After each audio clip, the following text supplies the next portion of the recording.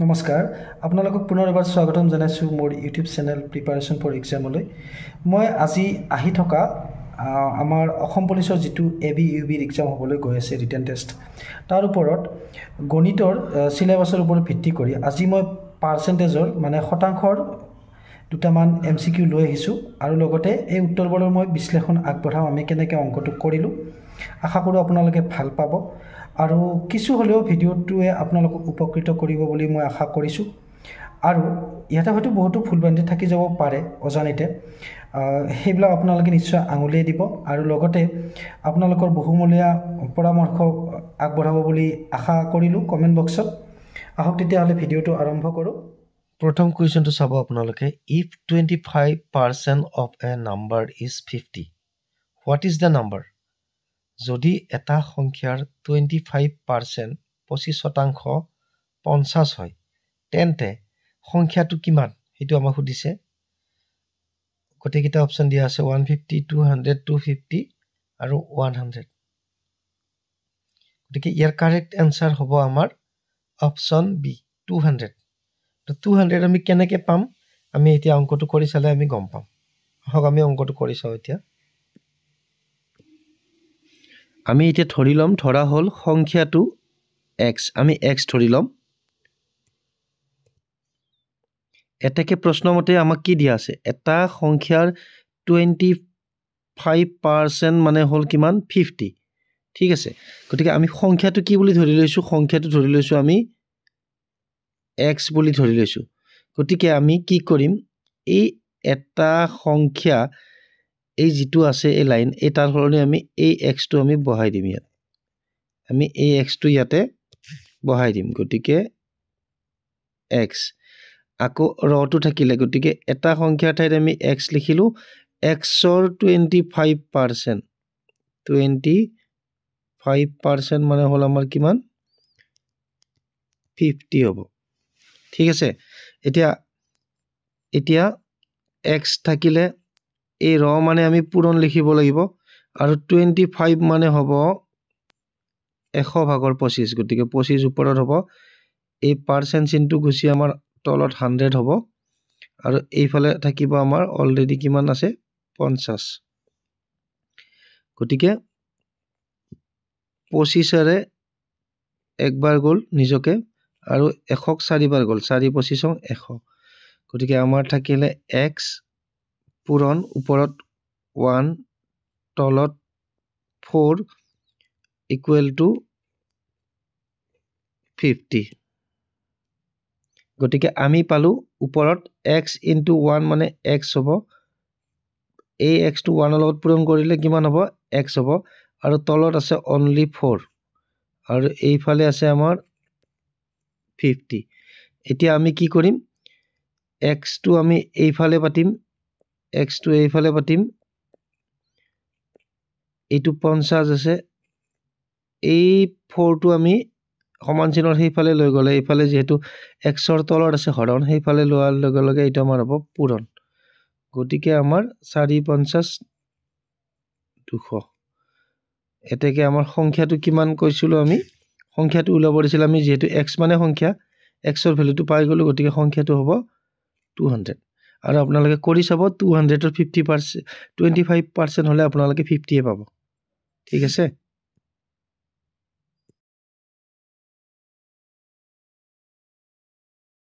পিছৰ প্ৰশ্নলৈ আগবাঢ়িছোঁ।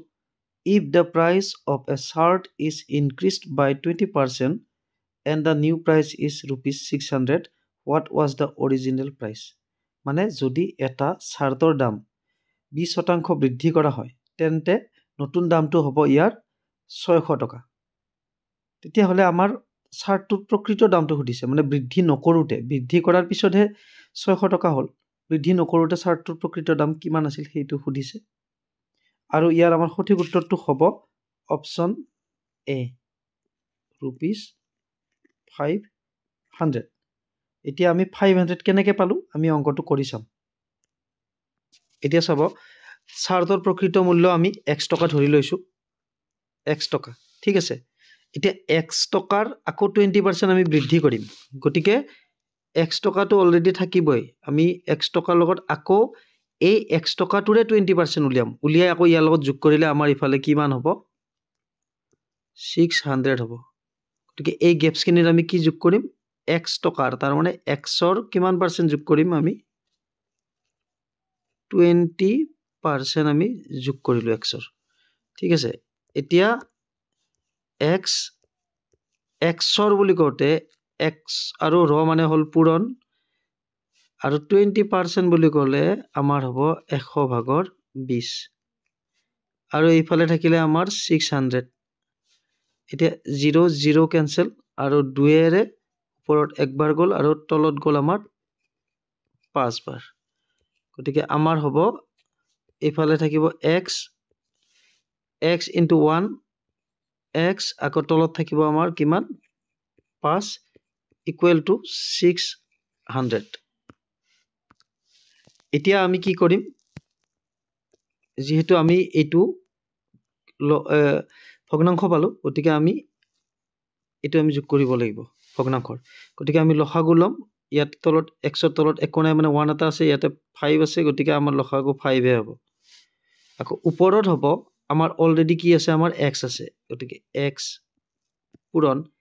এই 5 টো ওপৰত x ৰ লগত পূৰণ হ'ব মাজত আমাৰ প্লাস চিন আছে প্লাস চিন আৰু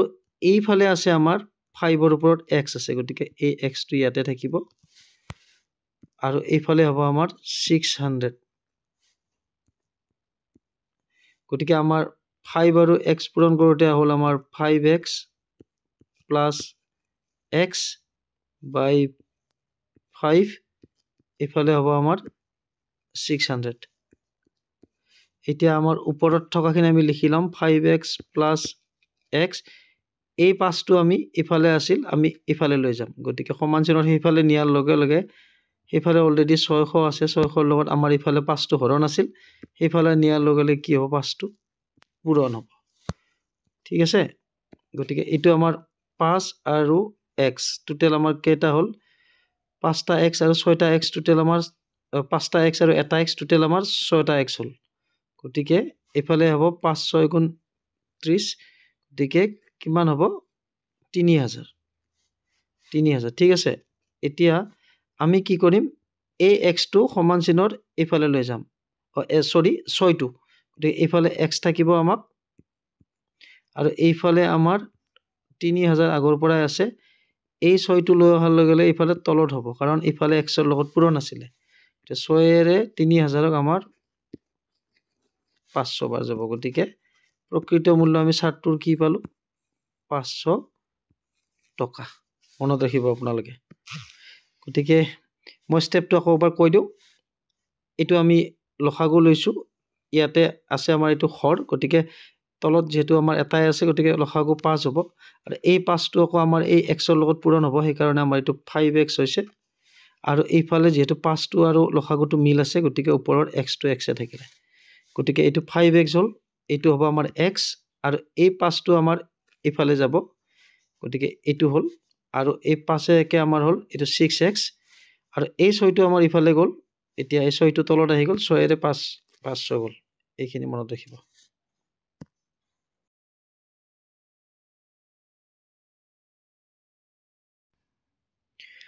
তাৰ পিছৰ প্ৰশ্ন a man spends 70% of his income and saves ₹9,000 what is his total income এজন মানুহে তেওঁৰ আয়ৰ 70% খৰচ কৰি 9000 টকা জমা ৰাখে তেওঁৰ মুঠ আয় কিমান বুলি কৈছে গতিকে যিমান ইনকাম কৰে তাৰে 70% খৰচ কৰে আৰু বাকি পাৰ্চেন্ট জমা কৰে কিন্তু সেই পাৰ্চেন্ট হিচাপত নাই কিন্তু টকা হিচাপত আছে 9000 টকা জমা হয় তেখেতৰ গতিকে তেখেতৰ মুঠ আয় কিমান বুলি সুধিছে আৰু ইয়াৰ সঠিক উত্তৰটো হ'ব আমাৰ অপচন সি টো আমাৰ কাৰেক্ট হ'ব 30,000 এতিয়া আমি 30,000 কেনেকৈ হ'ল আমি আলোচনা কৰিম আমি এতিয়া ধৰি লম মানুহজনৰ মুঠ উপাৰ্জন মানে ইনকাম x টকা ঠিক আছে টোটাল ইনকাম কৰে তাৰে 70% মানুহজনে খৰচ কৰে আৰু 70% খৰচ কৰিলে কিমান বাকি থাকিব 30% থাকিব গতিকে 30% হে মানুহজনৰ জমা হ'ব 30% মানুহজনৰ জমা জমা হয় কিন্তু আমাক কৈছে যে 30% কিমান থাকে 9000 জমা কৰে গতিকে অকল 30% লিখিলে নহব আমি কিমান টকাৰ 30% আমি x বুলি ধৰিছিলো টোটাল ইনকাম গতিকে x ৰ 30% হ'ব আমাৰ x ৰ 30% জমা কিমান হ'ব এইফালে 9000 হয় ঠিক আছে এতিয়া আমি x থাকিলে আমি ৰৰ ঠাইত আমি লিখিম পূৰণ 30% মানে লিখিম আমি 100/30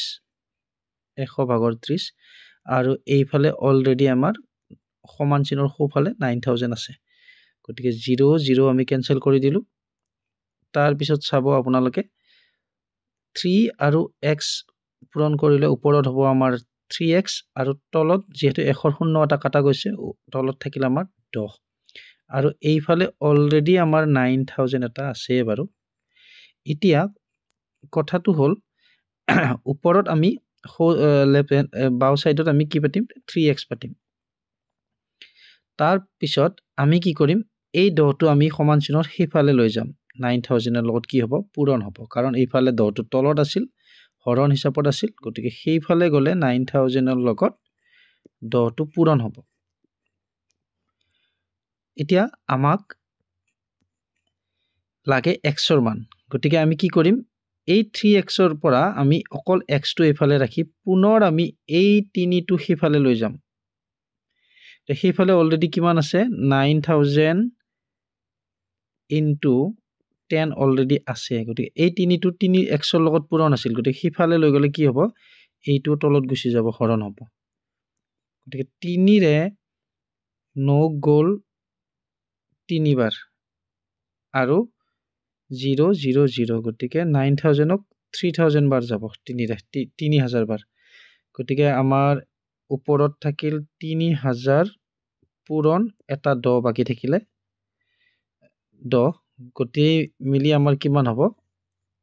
30000 হ'ব x এতেকে মানুহজনৰ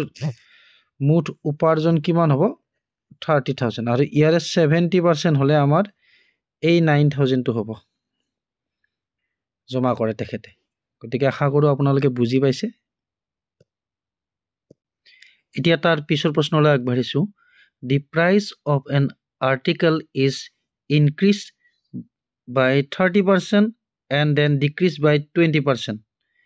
what is the net percentage change মানে এটা সামগ্ৰীৰ দাম 30% প্ৰথমে বৃদ্ধি হ'ল তাৰ পাছত পুনৰ 20% হ্ৰাস কৰিলে মুঠ শতাংশৰ পৰিৱৰ্তন কিমান সুধিছে আমাক গতিকে এই প্ৰশ্নটোৰ উত্তৰ হ'ব আমাৰ অপচন বি 4% 4% হ'ব অপচন বি আৰু এই 4% টো আমি কেনেকৈ পালো এতিয়া আমি অংকটো কৰি চালে গম পাম আমি প্ৰথমে সামগ্ৰীবিধৰ দাম ধৰি লম 100 টকা ধৰা হ'ল সামগ্ৰীবিধৰ দাম কিমান হ'ব সামগ্ৰীবিধৰ দাম 100 টকা ঠিক আছে আমি 100 টকা ধৰি লৈছো সামগ্ৰীবিধৰ দাম 100 টকা এতিয়া প্ৰথমে আমাৰ 30% ইয়াতে আমাৰ ইনক্ৰিজ হয় গতিকে 100 টো আমাৰ থাকিবই টোটাল দামটো আৰু 30% ইয়াতে যোগ হ'ব কিহৰ 30% 100 টকাৰ 30% গতিকে 100 প্লাস 100 into 3% মানে আমি এটা ডাইৰেক্ট কৰি দিও 3% মানে 100/3 30% সৰি গতিকে 100 into 30/100 হ'ব গতিকে কিমান হ'ব আমাৰ এই 100 কাটা গলে মানে আমি এটো সিম্পল কথা 100 30% হলে 30 মানে ডাইৰেক্ট 30 টকা যোগ কৰি দিলে হয় কিন্তু মই এনেকৈ কৰি দেখালো এটো গতিকে 100 যোগ 30 সমান কিমান হ'ব 130 টকা হল ইনক্ৰিজ কৰাৰ পিছত 100 টকা সামগ্ৰীৰ দাম আছিল তাক আকৌ 30% ইনক্ৰিজ কৰোতে 30 টকা এটা যেহেতু ইনক্ৰিজ কৰা হ'ল 30 টকা এটা আহি গ'ল 30%ত 130 টকা হ'ল এতিয়া এই 130 টকাটোক আকৌ ডিক্ৰিজ কৰিব হ্ৰাস কৰিব 20% গতিকে হ্ৰাস কৰিলে কি হ'ব আমাৰ বিয়োগ হ'ব গতিকে আকৌ কি কৰিব লাগিব আমি বিয়োগ হ'ব গতিকে 130 টকাৰ পৰা আকৌ হ্ৰাস কৰাখিনি আমি বিয়োগ দিম গতিকে হ্ৰাস যে কৰিলে 20% কিহৰ 20% এই 130 টোৰ 20% গতিকে 130 ৰ 20% মানে কি 130 পূৰণ 100 ভাগৰ 20 হ'ব এইটো গতিকে আমাৰ এই 0 কেনসেল এই 0 কেনসেল গতিকে আমাৰ থাকিলে 130 বিয়োগ এই 2 আৰু এই 13 গতিকে 13 দুগুণ কিমান হ'ব ওপৰত 26 থাকিল কাৰণ বাকি 0 বিলাকটো কেনসেল হ'ল গতিকে 130 ৰ পৰা 26 গলে আমাৰ কিমান হ'ব 104 টকা হ'ব ঠিক আছে এতিয়া আমাক সুধিছিলে পাৰ্সেন্টেজ হিচাপত কিমান হাল হলনি হ'ল এতিয়া আপোনালোকে চাব ইয়াতে আমি প্ৰথম ধৰিছিলো 100 টকা ধৰিছিলো আমি সামগ্ৰীবিধৰ দাম ঠিক আছে গতিকে 100 টকাৰ পৰা মাজত যি হ'ল হেবিলাক বাদ দিয়ক ইনক্ৰিজ হ'ল 30% ইনক্ৰিজ হতে 130 টকা হ'ল কিন্তু পুনৰ ডিক্ৰিজ হ'ল 30% 20% মানে 26 টকা আকৌ কমি গ'ল 130 টকাৰ পৰা শেষত গৈ কিমান থাকিল 100 টকাৰ পৰা আমাৰ 104 টকাহে থাকিল ঠিক আছে গতিকে আমাৰ ৰেট অফ চেঞ্জ পাৰ্সেন্টেজ কিমান হ'ব যেহেতু আমি 100 টকা আছিল গতিকে এতিয়া হ'ল আমাৰ 104 টকা তাৰ পৰা আমি আগৰ যেটো প্ৰকৃত মূল্য ধৰিছিল 100 টকা হেতু বিয়োগ দিম কিমান হ'ব 4 তাৰ মানে কি 100 টকাত 4 টকাকে বাঢ়ে আৰু 100 টকাত যি বঢ়া কম হয় হেতুকে আমি পাৰ্সেন্টেজ বুলি কওঁ আৰু পাৰ্সেন্টেজ সদায় 100 ৰ ওপৰতে উলাই গতিকে আমাৰ এটো আমি 4% হ'ব গতিকে আমাৰ কিমান হ'ল হাল হলনি 4% মানে বস্তুটোৰ দামৰ পৰিৱৰ্তন হ'ল ইনক্ৰিজতে থাকিল এটো কাৰণ যেহেতু আমাৰ 30% ইনক্ৰিজ হৈছিল ডিক্ৰিজ কমকে হৈছে 4% তাতে গম পাই গতিকে এটো আমাৰ অংকটো আমি কৰি চালো 4% আৰু বিভিন্ন উপায় আছে ইয়াতকৈ হয়তো শৰ্টকাট থাকিব পাৰে বহুতে জানে তথাপি মই এটো এনেকৈ নিয়মত কৰিলো আপোনালোকে যদি কিবা ক'বলগীয়া থাকে নিশ্চয় কমেন্ট বক্সত মতামত আগবঢ়াব আৰু আজি বেছি ভিডিও মই ইনক্লুড নকৰিলো যদি আপোনালোকে ভাল পাইছে জনাব মই পুনৰ নতুন টপিকৰ ওপৰত ভিডিও বনাম আৰু বেছি কোৱেশ্চন মই অন্তৰ্ভুক্ত কৰিবলৈ চেষ্টা কৰিম ধন্যবাদ